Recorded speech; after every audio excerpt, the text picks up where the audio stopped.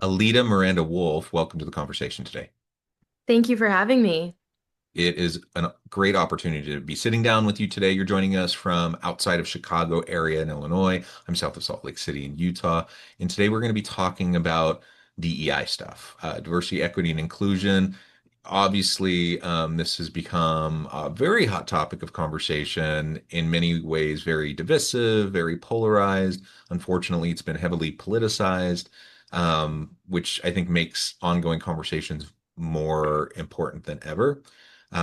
Even though I know it can make people uncomfortable at times to have these conversations. So we're going to try to explore really what a leader's role is within organizations, within their teams, in promoting and supporting inclusion and belonging efforts, and getting beyond surface level statements and nice words on the wall or on the website, but really creating a true sense of inclusion and belonging where everyone feels needed, wanted, welcome, that they have an opportunity to contribute in meaningful ways, be their true authentic self at work, etc.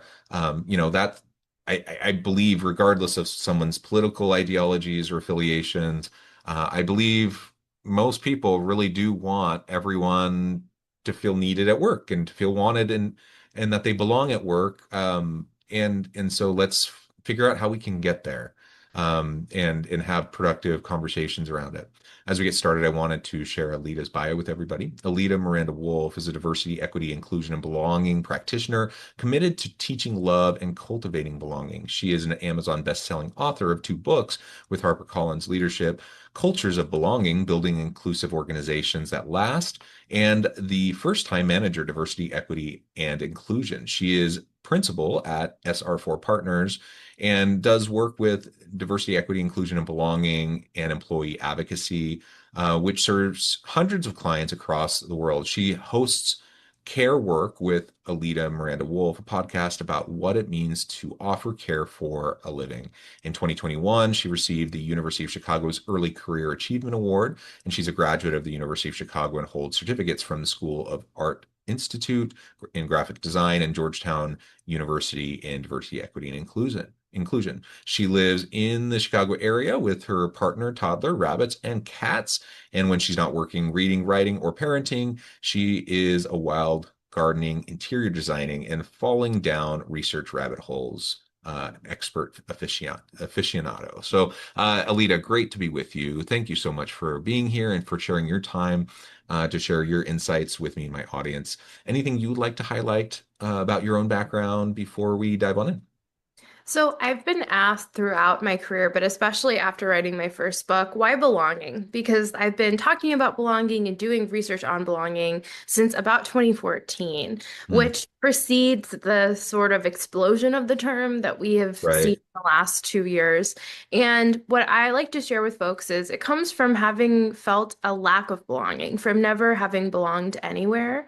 That's where the personal interest lies. So I'm part of the Cuban diaspora. Spanish is my first language. I learned to speak English when I was 5. And I also have this inherited sense of placelessness because my family has been distributed and without a place or roots. So that is something that I have in my family history. But on top of that, I moved 11 times before I was 16. Hmm, And so this idea of having a hometown or childhood best friends, I never really had that. And when I found a sense of community, it was at the University of Chicago. I started there when I was 16, and I moved into my dorm, and in line, I met my husband and the person who is now the godmother of my son. And I thought I found my community, I found my place. And in many ways, I did until my third year of college when I got hit by a car while crossing the street and acquired mobility disabilities. I used a wheelchair. I was in a long recovery period. I had to relearn to walk. And all of a sudden, this community that had felt so stable and like it had accepted me with open arms didn't totally want me anymore. And I could feel that in a few ways. For one, just practically speaking, I lived in an apartment building with no elevator on the hmm, seventh floor. hmm. And I can tell you it's not easy to get up the stairs when you're in a wheelchair. Yeah. So that space hadn't really been designed for me. But also on campus, I was often treated as an inconvenience. I was slowing Mm. people down on their way to class. My professors didn't want to accommodate me. There was a strictly no iPads or computers in classrooms rule at the time, and I couldn't write without an assistive device. And so I had professors telling me that it was a distraction. And it made me think that belonging is very fragile and it's something that we have to work towards all the time. And so that really started my interest. And whether I was working in venture capital, in nonprofits, when I started my own business 8 years ago, what I've been really interested in is what is the makeup of belonging? What makes somebody feel that they belong in a community? And what are the things that we have to do to make sure that that is a feeling that remains? Because it isn't guaranteed and it actually isn't natural or organic, which we can see because there are plenty of people who don't feel they belong in their own families, which should be the de facto place you Right. belong. The safe place. Yeah. So that has been a big motivation for me. And I say that because a lot of my discussions around belonging and actually diversity, equity, inclusion, and belonging are rooted in data and academic research. I tend to be a very thinky person, as one of my colleagues would say, but there is an emotional root and heart to everything that I do. That's wonderful. Thank you so much for that extra explanation, that background. Can I ask, what year was this at the University of Chicago when you're not feeling any level of accommodations, in your classes with your professors? That's kind of wild to me, especially at a place like the University of Chicago. 2012, and at the Yeah, time, wow. I remember my student advisor saying this was a known issue and a known problem for the Huh. university. I mean, Yeah. this is what I'll say culturally. I applied to the University of Chicago. Again, I started when I was 16, so I was a little bit younger, but I applied writing an admissions essay about how I belong there because it's where fun goes to die, because I was the person they wanted schooler to go to class. It is to this day, but it was then as well, the university where students spend the most amount of time in the libraries of any Mm, university in the US, and the only university where, at the time in 2012, every single library was open 365 days of the year. mm. So, what I would say is, I think there have been a lot of improvements made, and there were Yes. services that I could take advantage of. But culturally speaking, it was a very hard driving, performance oriented culture that prioritized the life of the mind over the body in many different ways. Yeah, yeah, makes sense. And like you said, I'm sure that there's been lots of uh updates and improvements. Certainly there has been in terms of society as a whole, in terms of, these inclusive and belonging conversations and accommodations and all those sorts of things. And for no other reason, they're going to get their butt suit off if they don't. So, anyways, it's nice, when we hear about the good stories of accommodation, but it's always sad, especially, 2012 when you don't have that. Um, and I agree, like belonging really is, I resonate with a lot of what you said. I have a lot of those similar types of feelings. I was researching and talking about belonging, I mean, all the way back in like 2005, when I was working on my PhD, and this was long before it was a buzz term. But it's something I felt deeply. And I'm a white cisgender dude, straight, I don't checked many boxes in terms of like diversity.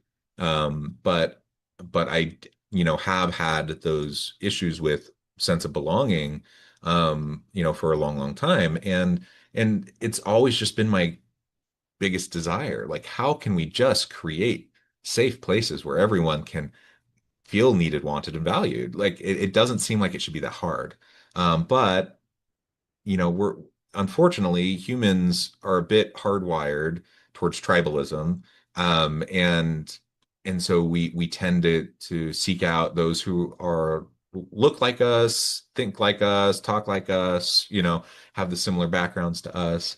And you have to go out of your way to challenge kind of that reptilian brain, aspect, and push yourself to expose yourself to affiliate with others who are different than you. And it takes work to create a culture of belonging. It doesn't just naturally happen. It really does take work. And even some of the more progressive places where I've seen, real effort around, inclusion and belonging, there's still cliques, there's still like it's just human nature, right? Like you just it takes work. It takes constant intentional effort to really create truly inclusive environments where people feel like they belong and where they can contribute in meaningful ways. And so it's worth just highlighting and noting like this we have such a long way to go, I think, in society as a whole. And we've reverted so much in terms of the diversity and equity, conversations that we have to kind of regain some ground on. And again, whatever people may think about diversity and equity topics, those tend to be dirty words in political circles oftentimes. I don't think many people disagree about the desire to belong and the desire to feel like they have a safe place. I just don't. And so it's this is something we can all work towards. I think we're all human. We're social animals. We all want to belong. Let's work to get there. And so oh, go ahead. It looks like you have What I something. was going to say is, and I keep getting asked all the time, why aren't we investing in this? And I think your point about tribalism stands, but I also think that there are some cultural constraints that we need to address really head on. And one of those is, frankly, the inconvenience of other people. So Lauren Berlant, the philosopher, posthumously published this book called The Inconvenience of Other People. And one of the things that it points out is when we're in community, and when we're trying to cultivate belonging, it means we have to tolerate a lot of different types of discomfort. We have to Mm, share space with people who don't maintain the space in the same way that we do. We have to make ourselves available to people who need our help when maybe we don't feel like offering that help. yeah. We have to trade off some of our independence.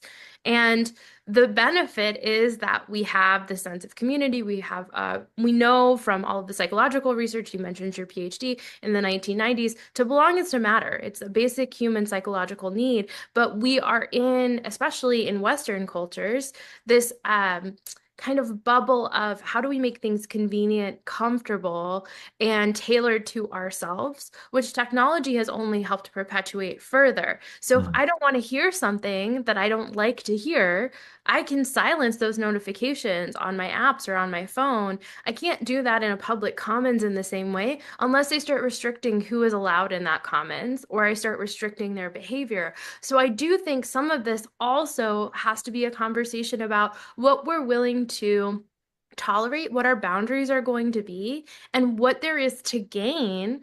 Because ultimately, I'll speak to you from this standpoint. I look at the research on loneliness all the time, and the loneliest mm, people in the United States are mothers of young children under the age of 5. 61% of these people report that they have not a single person they could turn to if they needed help. So, absolutely loneliest group of people. This is partly by design, the way that our communities, our cultures are built. If you are the mother of a child under 5, you're supposed to be everything and anything to this child. Whereas in previous centuries and in other cultures, you have a thriving community of people who are caring for that child and taking care of that child. But you might have to deal with gossip you don't like to hear, or you might have to deal with friends or family who are grating or annoying to you or don't respect your space. And I think that being able to talk about that is something that's currently missing in this evolution of diversity, equity, inclusion, and belonging. That just like with these other areas where there have been barriers or types of resistance, we have resistance here and insularity is quite literally killing us in this country. In 2023, there was a whole public health announcement about how loneliness is leading to really serious health risks and is a public crisis. So it's better to be inconvenienced than fundamentally alone. But that's a real cultural shift that we have to invest in our workplaces and in our larger society. Yeah, the child rearing example is a really good one. There's a reason why there's a saying, it takes a village, right? Because it literally did. Like throughout the history of the human race, like it was communal. It was a communal process of raising children, and that has shifted so dramatically. Um, yeah, there's just so much to unpack there. But ultimately, your point about discomfort, inconvenience, all those sorts of things. These are natural trade-offs. But it's well worth it because there's just so many negative impacts of loneliness and of feeling like you don't have community, psychological, other physical health related aspects. And then if we just zoom in on the workplace and let's set all that stuff aside and let's just assume we don't care. I mean that's terrible and we should care. There's a clear human case for all of this. But even if we set the human case aside and we just say business is here to make money, we don't need to worry about all that other stuff. It absolutely matters for the business bottom line. The business case is equally as clear here. Like when you have people who are disconnected, disengaged, who don't feel a sense of belonging in the workplace, guess what? You're going to have higher levels of turnover, disengagement, psychological withdrawal, all these sorts of elements that are going to be hugely negatively impactful on the organization. Creativity and innovation goes down, collaboration goes down. All of these areas that organizations say they want and they need are worse when we don't have clear sense of belonging and community and engagement within our teams and within our organizations. And of course, there's going to be trade-offs. Of course, sometimes you're going to have to work with people you don't like that much, or you completely disagree with. And in this politically divisive kind of social environment we're in right now, that can sometimes be even harder if especially if people are bringing stuff up that you really wish they would bring up in the workplace. And so learning how, to lean into that, the discomfort of inconvenience, the discomfort of, being around others who look, think, act, talk, differently than we do. All of that, I mean, it's part of the deal of what it means to be human. If we want to have people we can connect with and rely on, I mean, most people aren't going to have, this idyllic scenario where they're going to have that community without the trade-offs, right?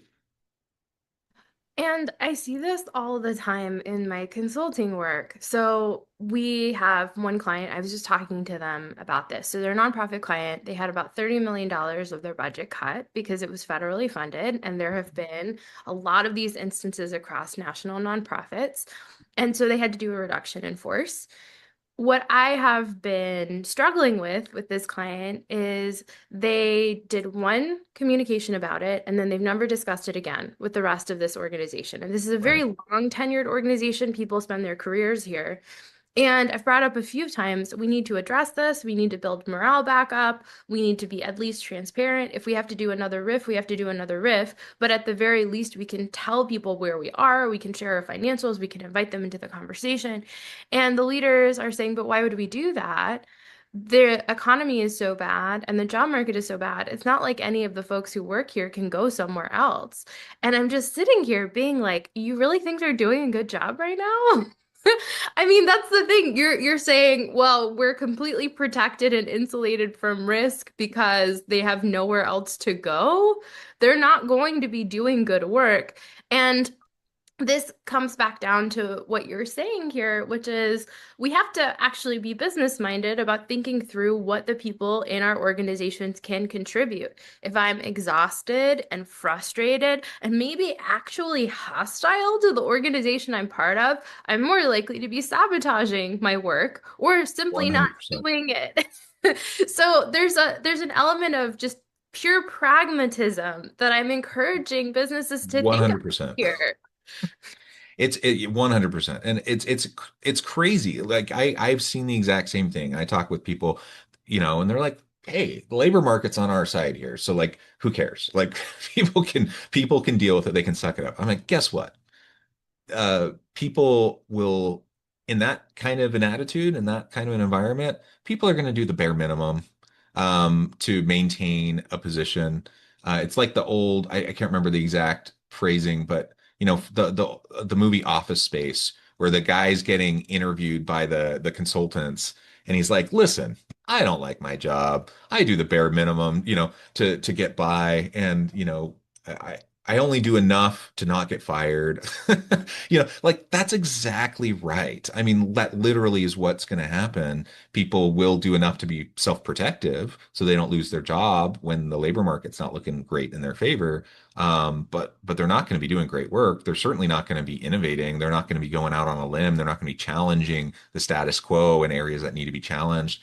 And they're going to leave as soon as they can, like as soon as things turn, and there are always ebbs and flows. And so the next time things kind of shift the other way and there's more employee power, you're going to be in a really tight spot. So, I mean, it's just a stupid, short-sighted kind of way of thinking about it and attitude towards it. Yet it's pretty common right now, because people really do feel insulated from any potential risk. And I will say that some of this is, as you say, short-sighted and reactive, but what I'm also noticing is just a disconnect between the folks leading organizations and the people who actually do the work that run them, not really understanding that there is effort or work that goes into powering the business, which has been surprising to me. But I have a lot of leaders who are saying things like, with technology and assistive tools and generative AI, we don't actually need employees who perform. We're just sort of biding our time until they can be replaced by technology. And I mean, first of all, this is a whole other podcast episode, but we can talk about the AI bubble and what's going to happen in the next 2 years because of it. But also, I am thinking about these organizations and a lot of the things that they're having their employees do, AI cannot do for them. If I am a field worker and, nonprofits are made up of people in the field, what is AI Right. going to do? I mean, honestly, they can write a script for people to say, but how well that script is received still comes down to the practitioner going into that community or that space and trying to honestly talk someone down from a cliff. One of the organizations I work with, they go and they find unhoused youth and they help them find permanent dwellings, but they have to convince those youth to come with them, to Mhm. trust them, a system that has put them in this precarious situation, and trust that the place they're going to be is safe. I don't really know what AI is going to do to make that happen. So there's also a weird sort of future-sightedness thing that's like too future-sighted, and we're thinking there's going to be this big shakeup. And so we just are biding our time with what we have now. But I also will tell you, I spend most of my time with executives and leaders, and they're the loneliest people I work with. Mhm. And they're the ones most in need of community, most in need of thought partners, most in need of just having folks around them. And so there's a little bit of a pull on my end to say, let's get you what you need so you can see what the value is to everybody else around you because you're just scraping by. And once you can see how different it could be for you, then I think that you're more likely to change your mind. But something you said at the beginning of this conversation really rang true, which is the term DEI has become really politicized. But I've been looking at the Pew Research numbers, and when it's called other things, 8 out of 10 Americans agree with the practices. Yep. So continues to be as popular as it was in 2020 when it was taking the nation by storm and it was linked to the national protest and international protests around Black Lives Matter. But ultimately, it's what language we use. Folks don't like the term pay equity, but guess what? 80% of Americans believe in fair pay. Of course they do. It's actually the exact same thing. Yeah. It's just about the branding. And so that's a lot of my work too with practitioners of saying we can continue doing the work.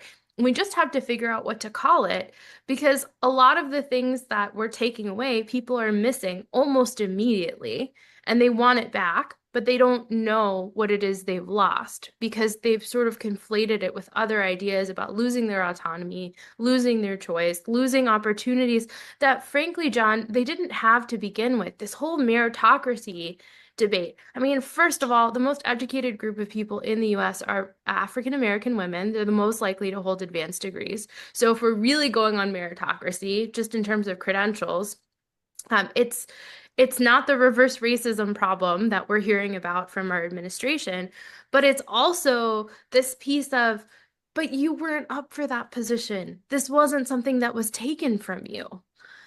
it's an imagined loss of something that wasn't there. And so I think for a lot of the practitioners I work with who are trying to redesign their careers in the face of so much backlash, there's this tension of, okay, I can rebrand the terms and I can do these things, but I feel like I'm in this emperor has no clothes situation. And how do I reconcile the me in this situation? Yeah, yeah, very well said. My goodness, there's just so much to talk about, to unpack here. I note the time, and I probably need to let you go and get on with your busy day. As much as I would love to continue the conversation, because I think we're this, we could talk about this for forever. And anyways, I'll put a pin in it for now, though, and you're always welcome back, and we can continue. But as we wrap up, just wanted to give you a chance to share with the audience how they can connect with you, find out more about your work, where they can find your books, and then give us the final word for today. Absolutely. So you can find me at alidamirandawolff.com and you can find all of my books there. My books are available wherever books are sold. I actually had my debut novel come out 2 weeks ago, A Raven in the Nice. Storm. It is fantasy fiction, but it is within the climate fiction subgenre Mm, and has a climate justice bent. So if that's something that's interesting to you, I would love for you to check it out. You can also follow me on LinkedIn. I happily am the only person with my name, I think, in the world at this point, Alida Miranda-Wolff. Feel free to connect with me. And I would love to hear from folks just what your perspectives are, what you're doing, what resources are being helpful to you. wonderful. Thank you again. It has just been a real pleasure, Alita, to sit down with you and have this conversation. I encourage the audience to reach out, get connected, find out more about what Alita can do for you. Check out all the books. And as always, I hope everyone can stay healthy and safe, that you can find meaning and purpose at work each and every day. And I hope you all have a great week.